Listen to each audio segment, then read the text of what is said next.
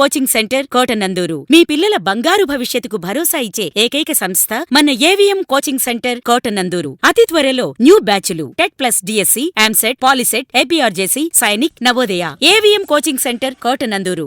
తుని పాయకరావుపేట జంట నగరాల శ్రీప్రకాష్ విద్యా సంస్థల ఆధ్వర్యంలో 2011 సంవత్సరంలో వేటూరి సాహితీ పీఠం ఏర్పాటు చేసి తెలుగు భాష నటనా చాతుర్యం, రచనల పట్ల ప్రావీణ్యం పొందిన కళాకారులకు వేటూరి సుందరరామూర్తి పుట్టినరోజు వేడుకను వివిధ రంగాలలో ప్రావీణ్యం కల్పించిన వారికి అవార్డు ప్రదానోత్సవాన్ని జరుపుతారు. ఈ సంవత్సరం అవార్డు గ్రహీత శ్రీ జేకే భారవికి దక్కింది.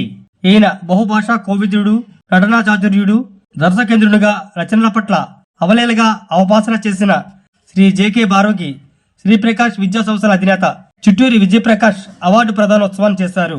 ఈ కార్యక్రమంలో కలగా రామజోగేశ్వర శర్మ, పేరాల సీతారామ ప్రభు, అన్నవరం దేవస్థానం ఈవో కె రామచంద్రమోహన్, లావ దేవస్థానం ఈవో విశ్వనాథరాజు, చెక్కా తాతబాబు తదితరులు పాల్గొన్నారు.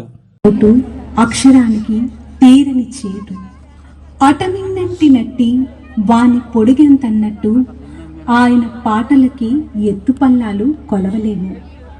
అటువంటి మహా కవీంద్రుని యొక్క అక్షర రుణాన్ని తీర్చుకునే నిమిత్తం కొంతమంది రస పిపాసులు, గీత ప్రియులు ఒక చోట చేరి పెద్దలైన శ్రీ చక్కా సూర్యనారాయణ గారు, శ్రీ చిట్టూరి వెంకటకృష్ణ నరసింహారావు గారి ఆశీస్సులతో దాదాపుగా 20 మంది సభ్యులతో 2011వ సంవత్సరం మకర సంక్రాంతి రోజున శ్రీ చక్కా సూర్యనారాయణ గారు వ్యవస్థాపక అధ్యక్షులుగా, శ్రీ తనికెళ్ల భరణి గారు శాశ్వత గౌరవ అధ్యక్షులుగా, శ్రీ చిట్టూరి వెంకటకృష్ణ నరసింహారావు గారు అధ్యక్షులుగా, శ్రీ కలగా రామజోగేశ్వర శర్మ గారు వ్యవస్థాపక కార్యదర్శిగా వేటూరి సాహితీ పీఠం ఏర్పడింది. వేటూరి వారిపై అభిమానంతో శ్రీప్రకాష్ విద్యా సంస్థల వారు ఆయనకు స్వర్ణ పుష్పాభిషేకం చేయడం కూడా జరిగింది. అప్పటి నుండి వేటూరి పేరున వేటూరి కవితా పురస్కారం ప్రతి సంవత్సరం ఆయన జన్మదినం రోజైన జనవరి 29వ తేదీన కవులకు, రచయితలకు ఇవ్వడం ఒక ఆనవాయితీగా మారింది. తొలి వేటూరి పురస్కారాన్ని అందుకున్న వారు శ్రీ తనికెళ్ల భరణి, రెండవ పురస్కార గ్రహీత శ్రీ జొన్నవిత్తుల, మూడవ పురస్కార గ్రహీత శ్రీ గొల్లపూడి మారుతీరావు, నాలుగవ పురస్కార గ్రహీత శ్రీ చేగొండి అనంత శ్రీరామ్, ఐదవ పురస్కార గ్రహీత శ్రీ ఎల్బి శ్రీరామ్, ఆరో పురస్కార గ్రహీత శ్రీ భాస్కర్ పట్ల రవికుమార్, ఏడవ పురస్కార గ్రహీత శ్రీ సిరివెన్నెల సీతారామ శాస్త్రి, ఎనిమిదవ పురస్కార గ్రహీత శ్రీ చంద్రబోస్, తొమ్మిదవ పురస్కార గ్రహీత శ్రీ సామవేదం షణ్ముఖ శర్మ, 10వ పురస్కార గ్రహీత శ్రీ రామజోగయ్య శాస్త్రి, 11వ పురస్కార గ్రహీత శ్రీ భువనచంద్ర, 12వ పురస్కార గ్రహీత శ్రీ గోరటి వెంకన్న. ఇప్పుడు ఈ 13వ వేటూరి పురస్కారాన్ని అందుకుంటున్న వారు సాహితీ సౌరభం శ్రీ జేకే భారవి గారు. వేటూరి సాహితీ పీఠం, తుని, పాయకరావుపేట మరియు శ్రీప్రకాష్ కల్చరల్ అసోసియేషన్. వేటూరి గారి రాష్ట్రం, 2 రాష్ట్రాల్లో ఎంత సుపరిస్థితిలో మనందరికీ ఆయన పుట్టినరోజుని ఇంత అద్భుతంగా చేసుకునే అదృష్టం మనకి శర్మ గారు కల్పించారు. అందుకు మీకు ఎప్పుడు మేమందరూ రుణపడి ఉంటామండి. ఈ కార్యక్రమానికి ముఖ్య అతిథిగా వచ్చేసిన మన joint commissioner, endowments joint commissioner మన రామచంద్రమోహన్ గారికి, అదేవిధంగా మన విశ్వనాథ్ పీఠం, అలాగే రసమై సంస్థ అధినేత అయిన ప్రభు గారికి, అలాగే ఈ కార్యక్రమం కర్త, ఇవాళ మనం ఈ 13వ పురస్కారం ఆయనకి బహుకరించడానికి ఇక్కడికి వచ్చేసిన భారవి గారికి అందరికీ కూడా చాలా ఆనందంతో మీ అందరికీ ఆహ్వానం పలుకుతున్నాం. వేటూరి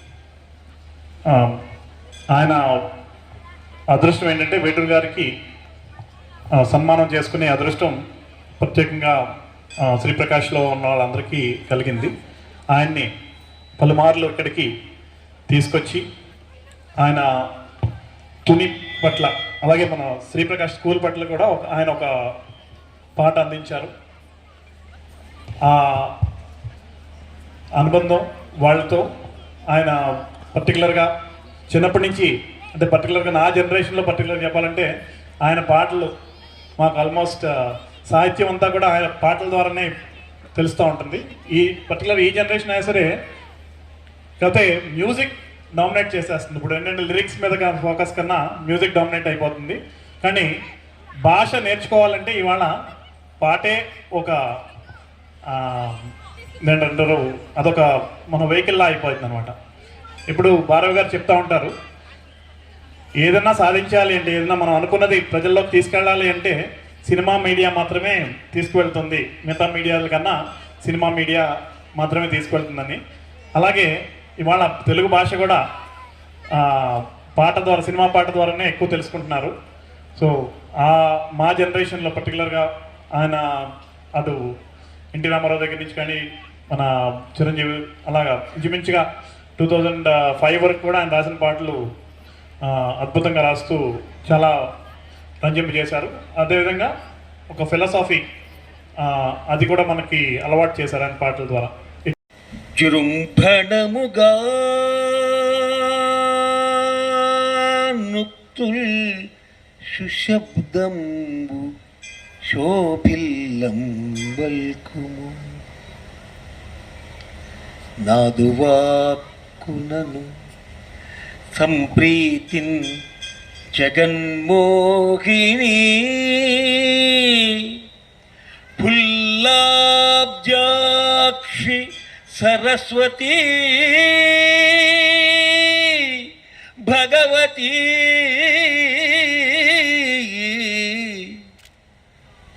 పూర్ణేందు బింబాననా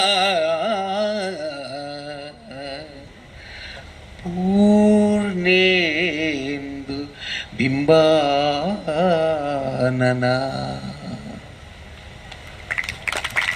ఆశీర్వదిస్తారని, నన్ను దీవిస్తారని, వీడికి సరస్వతి బాగా పలకాలని మీరు ఆశీర్వదిస్తారని నమ్ముతూ ఈ ఉపన్యాసాన్ని నేను ప్రారంభిస్తాను. పాట గుర్తుందా? ఓం నమః తుని ప్రజలకు, ఓం నమః తుని ప్రజలకు, ఓం నమః కలగా శర్మకు,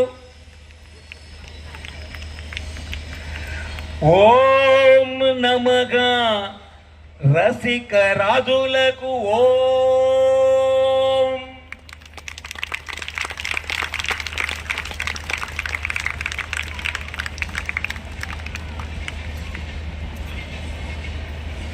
దొరకునా ఇటువంటి సేవ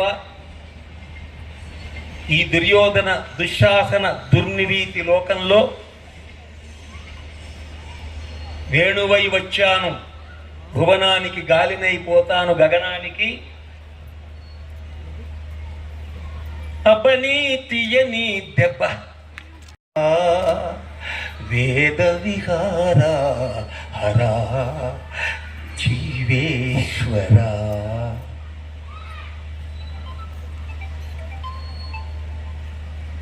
ఈ వైవిధ్యమైన పాటల గురించి నేను చెప్పాల్సింది ఏమీ లేదు. ఎందుకు లేదంటే, ఒక పుష్కర కాలం నుంచి ఈ వేటూరి సాహితీ పీఠాన్ని అధిరోహించిన విశ్వవిఖ్యాత కవులైన చాలా పెద్ద పెద్ద వాళ్ళు ఉన్నారు ఇక్కడ. తనికెళ్ళ భరణి గారు, జొన్నవిత్తుల రామలింగేశ్వరరావు గారు, గొల్లపూడి మారుతీరావు గారు, సామవేదం షణ్ముఖ శర్మ గారు, సిరివెన్నెల సీతారామ శాస్త్రి గారు, రామజోగయ్య శాస్త్రి గారు, భువన చంద్ర గారు, భాస్కర్ భట్ల గారు, ఎల్బి శ్రీరామ్ గారు, అందశ్రీ గారు, అనంత శ్రీరామ్ గారు, ఆస్కార్ అవార్డు విన్నర్ చంద్రబోస్ గారు.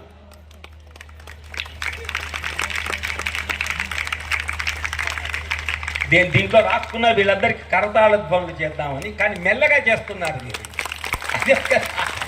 ఆరోగ్యం ఆరోగ్యం, మీ ఆరోగ్యం నాకు ముఖ్యం.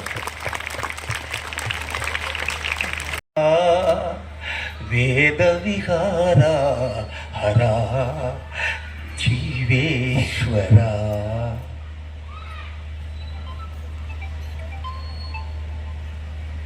ఈ వైవిధ్యమైన పాటల గురించి